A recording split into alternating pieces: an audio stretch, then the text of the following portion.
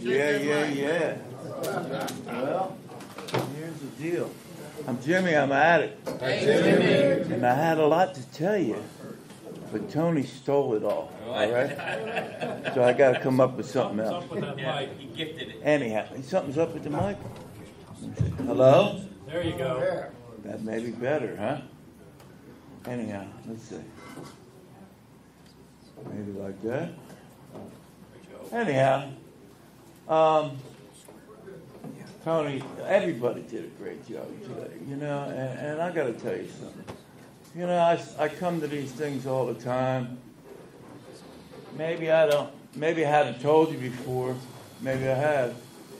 But if you sit here in one of these men's conferences all day and listen to everybody, you're a goddamn NA trooper, man. You know what I mean? Because I know a lot of people in Narcotics Anonymous, and I don't know too many people that do that. This thing that we have here is really a special thing. It doesn't exist other places. It really doesn't. And, of course, the captain over here, the whole thing, Hank's right. He calls you up, hey, man, hey, buddy, hey. I'll tell you how bad it is. I always like to tell this story. I tell a million stories, but this is a good one. He comes down to Corpus, as you know, all the time. And I got clean in Houston. I moved to Corpus, I don't know, when I had 11 years clean or something, right? Something like that. And I was down there and met the crew, right? What was the guy with the Pittsburgh Steelers thing tattooed on his head? John Law. Yeah. And it was a really crazy crew. And so they said to me, somebody didn't come, I think was the story. And they said, we got this bus ticket. They rode the bus down, and somebody didn't go. I said, we got this unused bus ticket. Why don't you ride the bus to Pittsburgh and you can speak at the men's conference? I thought it was a great idea. Remember this one? And I said, well, okay. And 44 hours later, right, I got to see the world, you know what I mean? And I rolled into Pittsburgh, and I went to my first men's conference, and I spoke here. And I want to say, they put me in a little history thing a few years ago about it. I don't think anybody else has done that. And, I was hooked on the thing, and things got better, and, I flew up here a couple times, and my family lived in New Jersey, so I'd fly up to Philly, and then I'd rent a car and drive up here. And, I know a lot of guys. I always forget your names because I know a million people in Narcotics Anonymous and a couple 100,000 names.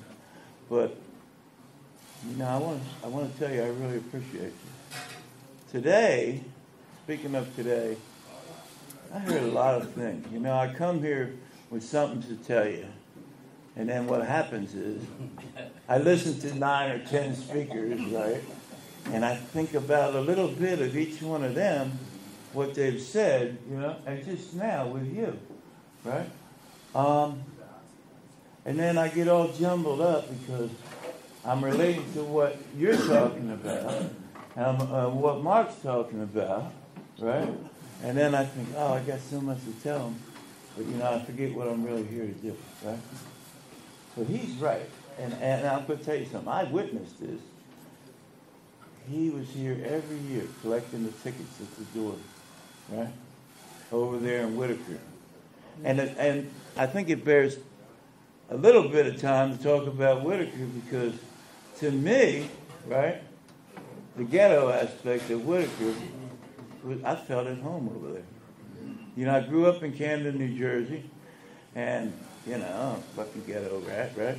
And that's what happened to me, When I got here, I'm telling you these things for a reason because a lot of you don't know who I am or where I came from or anything like that. I've been clean since March 3rd, 1992. And I said this at the little open meeting this morning. And that sounds wonderful. It really does. When any of you tell me how long you've been clean, it's beautiful, right, to me. because I love Narcotics Anonymous, and I would love to see people recover. And man, it took me 7 years to get 5 days clean. You know, so I'm not no one-hit wonder walk in the door. I had a shoebox.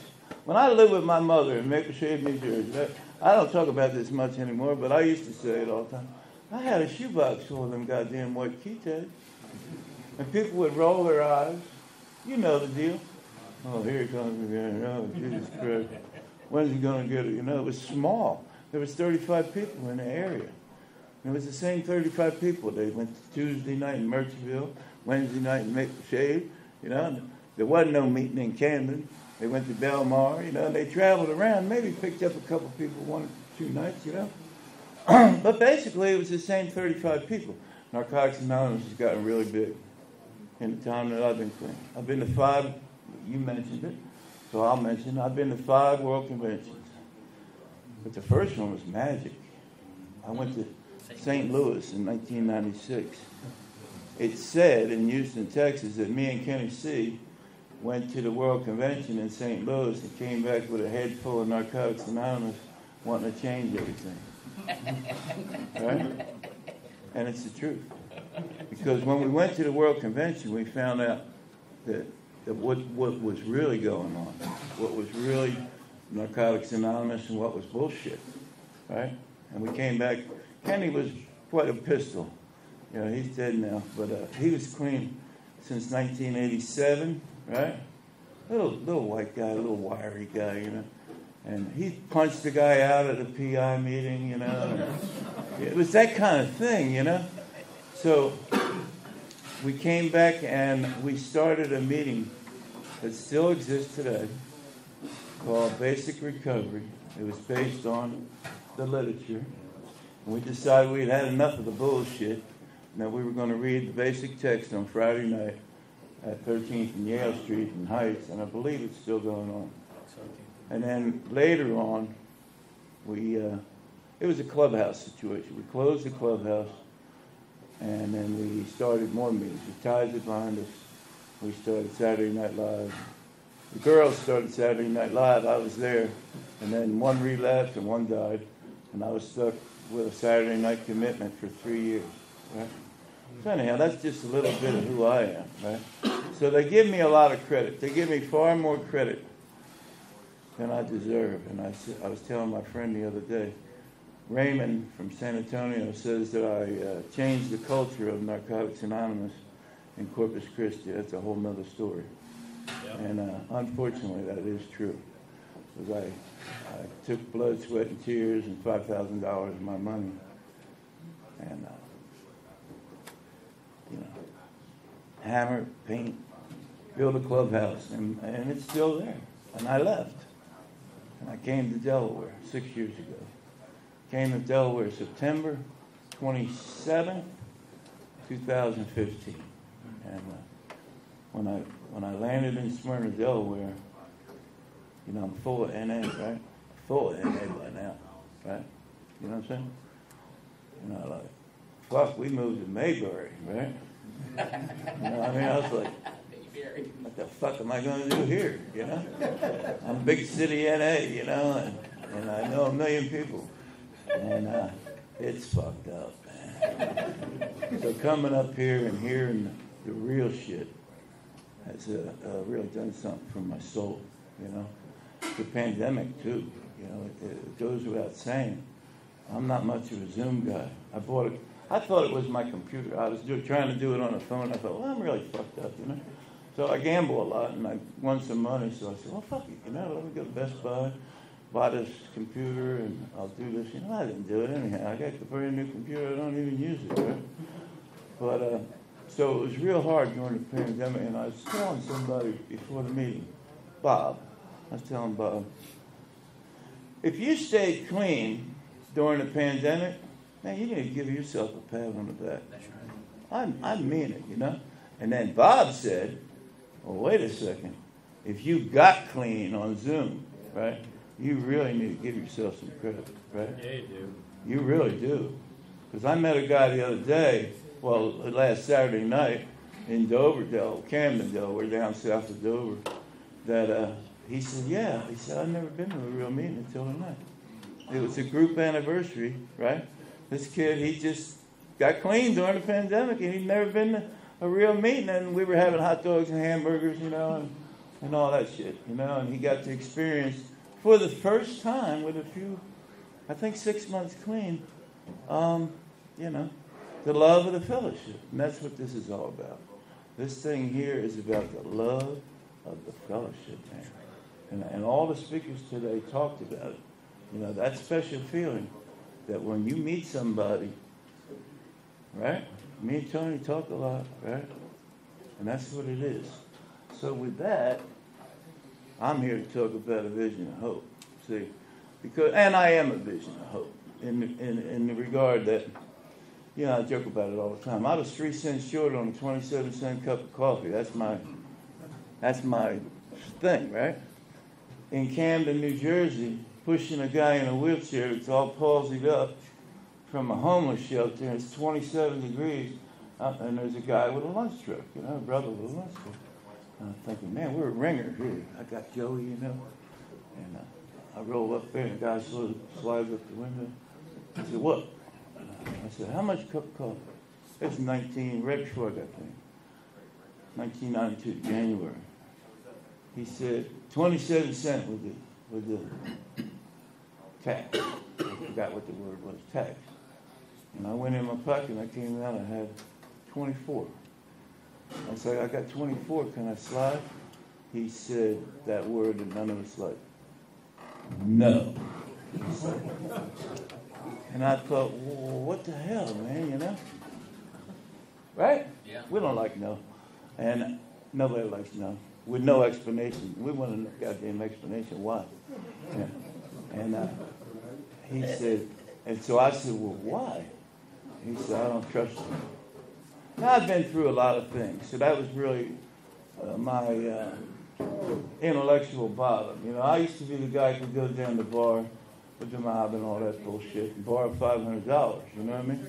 And here I was, homeless, on Broadway in Camden with Joey, right? Dope sick, by the way, and I couldn't get a cup of coffee because I was 3 cents short. And I thought, what the fuck has my life become, right? So I went, it's a long story, but I ended up getting my little municipal welfare check for $120. And I got on a bus ticket. My mother was dying, right? Some of you have heard this story. And she dropped me off at the bus station at 10th and Race in Philly. And my mother said to me, I'm dying, right? And I said, yeah. And she said, I just want to know you're going to be all right. Make this thing work. Right? And I've been clean the whole time. In the beginning, probably for her. Right? And then roundabout, she died June 28th. A couple weeks after that, I came out of the room at the halfway house where I got clean. It was for indigent alcoholics and addicts. That means you're broke on your ass. You ain't got nothing. Indigent.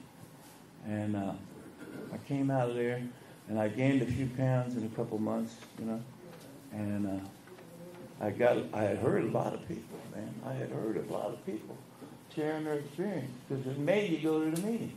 You had to go to the morning meditation. You had to go to 1 o'clock meeting. You had to go to a 6:30 meeting. And a lot of times we go to an outside meeting, And like I said this morning, somebody else mentioned it too. Today I have the evidence. It's very easy to me. It's easy today to talk about God, right? Because I got the proof, man, But when I first got clean and you want to talk to me about what God was going to do for me or what you were going to do for me, man, it took a great deal of faith to even believe that what you were telling me was the fucking truth. Because I had been around Narcotics Anonymous for 7 years, and I hadn't gotten clean, mostly because, in fact, entirely because I wouldn't stop using, right? See, the program worked better for me when I stopped doing drugs. It took right off when I stopped. When I finally, don't laugh again. When I stopped using drugs, right, things began to happen. The idea of total abstinence, and I know there's people in this room that have struggled with the same problem for years. But I assure you, you can stay clean. Now, on this vision of hope thing, because he really did steal a lot of my stuff. But he didn't steal it all, right? And we were talking last night, and I told him, I said, it's like he said, that part that says, our only hope is to live by the example of those who have faced our dilemma and found a way out. It's one of the things that is very, very, very true in Narcotics Anonymous. It's the reason that we come to, it's what brings us back. Even if we don't get clean the first time, it's what brings us back, right? Because we start thinking, wow, that guy said he did that. And then there's a lot of things involved in it. If you've read the flat book in the back, in the 12th step, there's a piece in there entitled Two Addicts. I don't know how many people have ever read it, but it's one of my favorite pieces too. It talks about why do people listen to us when they didn't listen to the probation officer, they didn't listen to their mother, father, teacher, judge. Why all of a sudden are they listening to somebody in like some old guy, talking about the dope he shot and how many times he was in prison and all the pain that he's been through and felt. And why is he listening to this guy? Because it says in a word, we have credibility. It ties into a part of the book that says this. Tony didn't steal this part. It says, Narcotics Anonymous is a fellowship of survival, and one of its main advantages is it places us in intimate, regular contact with the very people who can best understand. That's right. I don't know where to find it in the book, but it's in there, right? I assure you it is. And, and that's the thing. There's nobody like us. When somebody was talking about the things they had done, and maybe it only lasted for a little while. I got that hope shot, and I said, oh man, I hope what they're telling me is the truth. I really hope that this time is going to be the time, because I guess it's worth noting to telling you how I got clean. I got clean at that indigent place at 2208 West 34th Street, Houston, Texas. It was recommended I go over there and try it, right? And I walked in there, and it was during meeting time. Dude, there were 65 black crack addicts from Houston, Texas in there. And as it was mentioned today, I thought to myself, because I'm out of my fucking mind, right? I'm thinking, well, right? How in the hell are they going to help a white heroin addict from Philly? That's what my thinking was. Right? I've shared this many times from the podium because it's what we do. We look for ways to disqualify ourselves before we ever get clean. So, as mentioned by many of the speakers today, if you're new, give yourself a fucking break, right? Because you're probably like Bob, you got honeybees in your head and fucking whatever it is, So when I got here, what I needed to do was listen to some people, right? Now I'm going to read you just a piece, because it is my favorite piece. I've been talking about it for a long time. It's on, Why Are We Here? It's in Why Are We Here, Tony? And it's on page 15. And it says, we were searching for an answer when we reached out and found Narcotics Anonymous. We came to I act like I need this book, but I don't. We came to our first NA meeting in defeat and didn't know what to expect. After sitting in a meeting or several meetings, we began to feel that people cared and were willing to help. Y'all remember that meeting, that time when you began to feel like people cared? You remember that? Bob, you're shaking your head, yeah? But here's the hit. Although our minds told us we would never make it, others in the fellowship gave us hope by insisting that we could recover. Right? They insisted that I could recover. These 65 black guys, right? After the meeting, came up and gave me a hug, right? And they said, listen, man, you don't look too good. Really? I had a golf ball size. Look, I'm disfigured.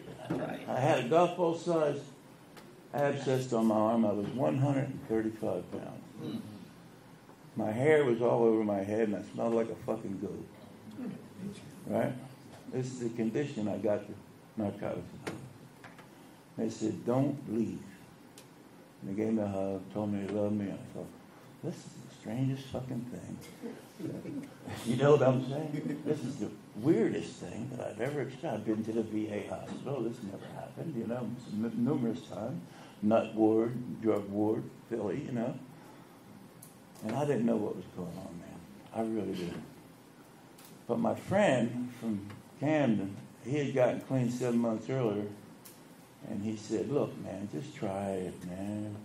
If it don't work out, try it for 5 days. Come on. Right? And if it don't work out, you can go down the road and do whatever you want. No hard feelings. And I remember waking up Saturday morning and thinking, man, I've been clean for 5 days. Right? I almost died trying to get free. You know, shit my pants and all that shit. You know, you're strong on mom. I used to go to a meeting. And she would drop me off, and the guys would bring me home. They'd take me to the meeting. I mean, not the meeting, the diner. And they'd say, buy me half of one of those giant cinnamon buns, you know. Get me a cup of coffee. I never had no money. You knew that. And they'd say, did you understand the meeting? And I'd say, oh, yeah. Oh, yeah, it was great. Oh, you understood? Yeah. And then they dropped me off at Mom's house. I was living with my mother because my wife took the kids and ran away. And I strong-armed her for $20 and the keys to the car and be over in fucking Kensington at 11 o'clock at night. Right? And I lacked the ability to say to another member, another human being, hell no, I didn't understand. I don't know shit. I don't know how to do this, right? I lacked that ability to say to somebody. So when I got to this place, this treatment center, it was an old apartment complex. There was no doctors. I like to say it was a treatment center. There wasn't. There was a bunch of CIs, you know, intern wannabes and counselor wannabes or whatever, getting their time over there. And they had a little 3-week program, and then I worked there. They gave me a job there, which was wonderful, because nobody was going to hire me anyhow. They gave me a job for $25 a week, and room and board, and the keys to the clothing room. I was the guy, you know, with the... Anyhow, so I began to recover slowly. I stayed there 17 months. I stayed in treatment, let's say, 17 months and 5 days, right? There you go. You know what I'm saying? And there was a lot of days I wanted to leave there, but I couldn't because I had nowhere to go, and nobody was going to hire me, right? And the cops were looking for me, right? I had warrants. I had done a bunch of shit in Jersey, right? And I thought, man, you know, I'm really fucked here, but I wasn't, you know. And in reality, God was doing for me what I couldn't do for myself, right? So when I share this story, I share all that, and it sounds funny, and it is kind of humorous, some of it. But you know what? I began to get that hope hit because I heard Kenny C. I went to that meeting at Hugs Not Joke. I heard Johnny Shulman, right? You know? And I said to Johnny Shulman, this is bullshit. Right? Johnny Shulman was a little guy. He would work for the parole board. He was all bent over like this. He had 10 years clean. When I got clean, if you had 10 years clean, you might as well be God. Right? You remember back in the early 90s, if you had 10 years clean, you were somebody, man. We kissed the ring and all. You know, it was incredible. Right? And I said, I was telling John about something that happened, you know, and we was in an old liquor store at the clubhouse, and there was an aluminum door up there. And I was telling him some shit, and he goes, hey, hold on a minute. Let me tell you something. See that door over there? And I said, yeah. He said, well, through the doors of Narcotics Anonymous, walk some of the sickest motherfuckers on the planet. And he said, you would do well to remember you're one of them. Right? And you know what I mean? It sounds ridiculous, right? But I thought, if John Shulman is saying that to me, right, I need to listen, right? And when I met Gino, and Gino would say shit to me, stuff like that. He looked like an old fucking gangster, right? And he'd say shit just to piss me off, right? But at some level, I knew he was right. I knew they had me, right? So I began to recover, and I began to work steps. I had a sponsor. You know, I had 5 sponsors. But my sponsor now I've had for, God knows how long, I don't know, 20 years or something. And, you know, and I became a part of this. Let me tell you real quick, we're running out of time, but let me tell you what I did, right? I learned to be right up in the middle of this motherfucker. You know what I mean? That's right. I wasn't going to be on the edge looking in, right? I became a member of the home group, right? I worked the coffee bar, you know. They let me collect the money. I was treasurer of the area a couple times. And Max would say, I'd give my report, and they'd say, well, does anybody have any questions for Timmy City? And it would be like this, quiet. I said, well, goddamn, I got $6,300 of y'all money, and you ain't got no motherfucking questions? I got tired of no questions, you know what I mean? And it wasn't about me. I didn't do him questioning me, but I didn't want him to get in the habit of not asking questions, because the next guy might be taking your thief, thank you, taking your money. Okay. So, you know, what I did was I began to get involved. And the reason I tell you that, and I tell, you know, we got 5 minutes, and I want to tell you this story real quick. I'm watching TV one time, right? And I watch all this crazy shit, you know, National Geographic, and they were talking about this island out in the middle of the fucking ocean, right? And they got all these birds that come to this island, right? Every year, these birds come to this fucking rock in the middle of the ocean to have babies, right? So the guy, he's explaining that, you know, they're jockeying for the best spot on the fucking rock, right? Basically, right? And that the ones that don't make it to the middle, right, they're on the periphery, the edge, right, that they have a 5 times greater chance of getting eaten by the fucking hogs that pick them off, right? And I thought, man, you know, that's kind of like Narcotics Anonymous, right? I don't need to be on the edge, right? I need to be right up in the middle of it. Who was talking earlier about service? The guy that was talking about service. As I was, what was his name? Rick. Rich. Well, yeah, Rick. As I was listening to him, I was thinking, what he's saying, I don't know that anybody's understanding that, but what he's saying is, this is what keeps you here. It won't matter. It'll help you recover. It's not recovery, but it'll help you recover. Getting involved in service. This thing that the guys do, the group, right? They'll tell you in a heartbeat. It's helping them stay clean. So, you know, pick this thing. You know, find somebody that you can look up to, ask them questions, pick their brain, right?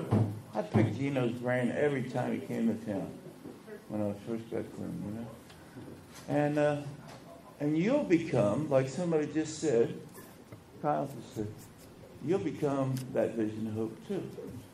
And the transformation, because I didn't come in here thinking I could stay clean, right? You know, I've been clean 29 years. Well, how long? 29 years, 6 months, and 29 days, right? I couldn't stay clean 20 minutes. So that's how well the program, no, seriously. That's how well the program in Narcotics Anonymous works, right? If you don't think it works, Tom V., I mentioned it this morning, Tom V. would say, try it for a year. And if it don't work, we'll cheerfully refund your misery, right? But give it an honest try, you know what I mean? and practice total abstinence, and I assure you, right, that you will be not only recover, but you will become the vision of hope for the next poor guy. For the addict that ain't even considered walking in the door in Narcotics Anonymous yet. The addict yet to come. The, what you call him, Leslie? The unseen member. The unseen member, the still suffering addict, right? This is what this is about. You know, thank you for all coming. And thank you for sitting through all this. And good God, let's eat, huh? Thank you. Love you.